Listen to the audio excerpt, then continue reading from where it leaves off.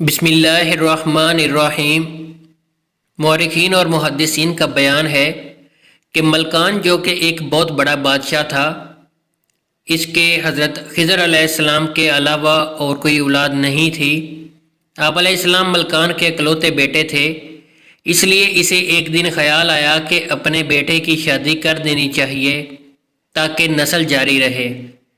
حضرت خضر علیہ السلام عبادت میں سارا دن اور ساری رات گزار دیتے تھے، اس لیے انہیں عورتوں میں رغبت نہیں تھی اور آپ شادی کرنا نہیں چاہتے تھے، مگر آپ علیہ السلام کے باپ نے آپ علیہ السلام کو مجبور کر کے آپ علیہ السلام کی شادی ایک نہایت حسین و جمیل باکرہ لڑکی سے کر دی۔ شادی کی پہلی رات آپ علیہ السلام نے لڑکی کی طرف توجہ نہ دی اور خدا کی عبادت میں مشغول رہے، اور جب صبح ہونے لگی تو حضرت خضر علیہ السلام نے کہا، دیکھو میری بات غور سے سنو، صبح کو لوگ تم سے رات کے واقعات پوچھیں گے، میں تم سے گزارش کرتا ہوں میرا راز فاش نہ کرنا اور کہہ دینا کہ سب معاملات ٹھیک ہیں۔ لڑکی نے آپ علیہ السلام سے وعدہ کر لیا اور صبح کو وہی کہا جو آپ علیہ السلام نے اسے سکھایا تھا، مگر لوگوں کو بھی پھر شک ہو گیا۔ انہوں نے حضرت خضر علیہ السلام کے والد سے اس شبہ کو ظاہر کیا۔ آپ علیہ السلام کے والد نے کہا کہ دائی کو بلا کر تحقیق کرائی جائے۔ چنانچہ دائی کو بلوا کر لڑکی کی تحقیق کرائی گئی اور دائی نے بتا دیا کہ لڑکی ابھی بھی کنواری ہے۔ دائی نے آپ علیہ السلام کے والد سے حالات کا انکشاف کیا اور کہا کہ اپنے بیٹے کو ایک غیر باکرہ عورت مہیا کریں، کیونکہ عین ممکن ہے کہ آپ کے بیٹے کو باکرہ عورت میں کسی قسم کی دلچسپی نہ ہو اور کوئی ایسی کمزوری ہو جس کی وجہ سے باکرہ لڑکی ان کے لیے بیکار ہو۔ چنانچہ حضرت خضر علیہ السلام کے والد نے آپ علیہ السلام کی شادی ایک غیر باکرہ عورت سے طے کر دی اور اس عورت کو ہدایت کی کہ رات کے ٹھیک حالات سے باخبر کر دے۔ چنانچہ جب خلوت ہوئی تب بھی آپ علیہ السلام پہلی لڑکی کی طرح اس عورت کی طرف متوجہ نہ ہوئے اور ساری رات خدا کی عبادت میں مصروف رہے۔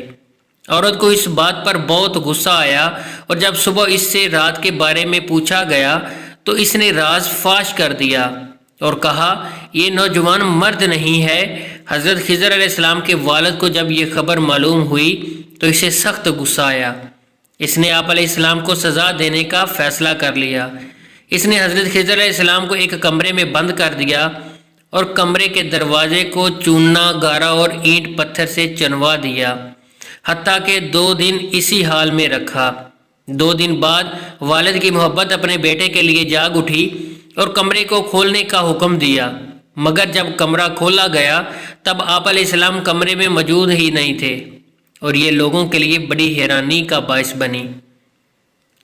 باروایت اللہ تعالیٰ نے آپ علیہ السلام کو ایسی عطا قوت کی جس کی مدد سے آپ جس شکل میں چاہیں تبدیل ہو جائیں۔ ملکان کو جب یہ حال معلوم ہوا کہ اپنے بیٹے کے وجود سے محروم ہو گیا تب اس نے چاروں طرف اپنے آدمی دوڑائے تاکہ وہ آپ علیہ السلام کو تلاش کر سکے، مگر پوری کوشش کے باوجود آپ علیہ السلام کو تلاش نہ کر سکے۔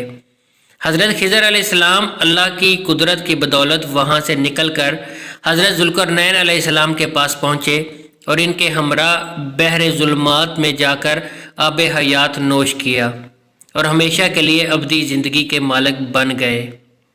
خدا نے آپ علیہ السلام کو دریاؤں پر موکل کر دیا، چنانچہ آپ علیہ السلام دریا ہی میں قیام پذیر ہو گئے۔ ایک دن آپ علیہ السلام ایک جزیرے میں نماز پڑھ رہے تھے کہ اتنے میں آپ علیہ السلام کے وطن کے 2 تاجر کشتی حادثے کے بعد اسی جزیرے میں جا پہنچے جہاں آپ علیہ السلام نماز پڑھ رہے تھے۔ جب آپ علیہ السلام نماز سے فارغ ہوئے تو ان لوگوں نے آپ کو حالات بتائے۔ جب انہوں نے غور سے دیکھا تو آپ علیہ السلام کو پہچان لیا۔ باہمی تعارف کے بعد ان لوگوں نے اپنی مشکل بیان کی۔ حضرت خضر علیہ السلام نے فرمایا کہ ایک شرط پر تمہاری مدد کر سکوں گا، وہ یہ ہے کہ اپنے وطن جا کر تم میرا ذکر کسی کے سامنے نہ کرو۔ ان لوگوں نے وعدہ کیا کہ آپ علیہ السلام کا ذکر کسی کے سامنے نہیں کریں گے۔ حضرت خضر علیہ السلام نے ابر کے ایک ملکہ کو حکم دیا کہ انہیں اپنے ملک پہنچا دیں۔ ابران کو لے کر اڑا اور وہ اپنے ملک جا پہنچے۔ اپنے گھر پہنچنے کے بعد ایک آدمی تو وعدے پر قائم رہا، مگر دوسرے نے یہ راز فاش ہی نہیں کیا، بلکہ آپ علیہ السلام کے والد ملکان کے پاس جا پہنچا اور اس سے آپ علیہ السلام سے ملاقات کا سارا واقعہ بیان کر دیا۔ اس نے یہ بھی کہا کہ میرے ساتھ ایک اور تاجر بھی تھا۔ بادشاہ ملکان نے اسے اپنے پاس حاضر ہونے کا حکم دیا۔ جب ملکان نے اس سے پوچھا تو وہ وعدے کی پابندی کرتے ہوئے بولا، یہ شخص جھوٹ بول رہا ہے، میں تو اس کو جانتا بھی نہیں۔ اس نے کہا کہ اے بادشاہ سلامت، اس آدمی کو قید کر لیجئے اور میرے ساتھ اپنے ساتھی اس جزیرے میں بھیج دیجئے، ساری حقیقت سامنے آ جائے گی۔ چنانچہ بادشاہ نے اس تاجر کے ساتھ اپنے آدمی جزیرے کی طرف بھیج دیے، مگر جب وہ وہاں پہنچے تو ادھر کسی کو بھی نہیں پایا، اور واپس آ کر بادشاہ کو سارا قصہ بیان کر دیا۔ چنانچہ بادشاہ نے پہلے قیدی کو چھوڑ دیا اور دوسرے قیدی کر لیا۔ اتفاقاً اس شہر میں کوئی بڑی تباہی آ گئی، کیونکہ وہاں کے لوگ بہت سخت گناہ گار تھے۔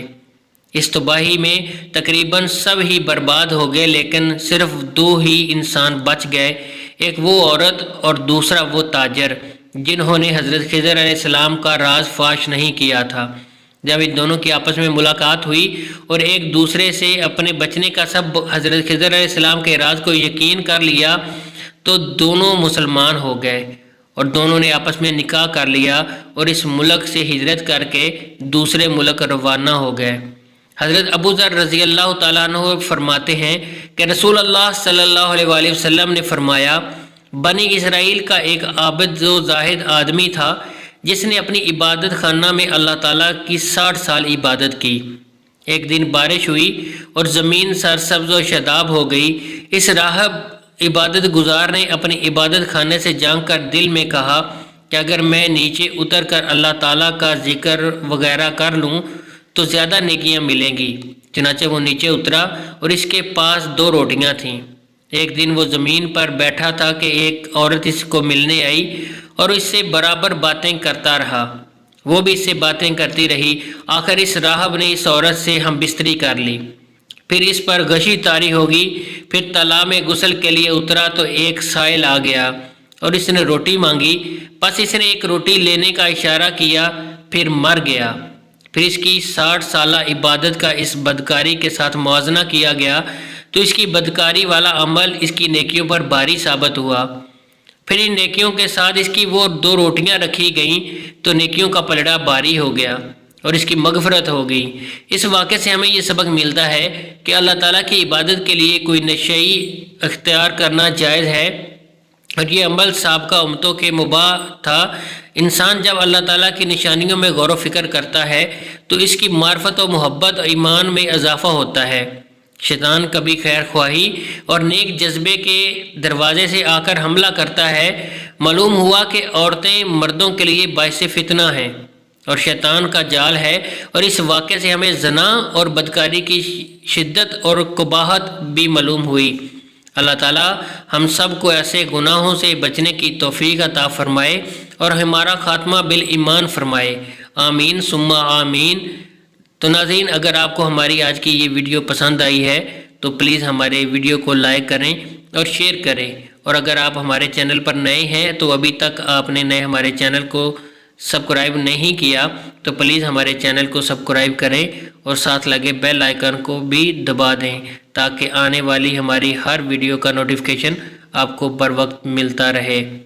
اللہ تعالی ہم سب کا حامی و ناصر، آمین ثم آمین۔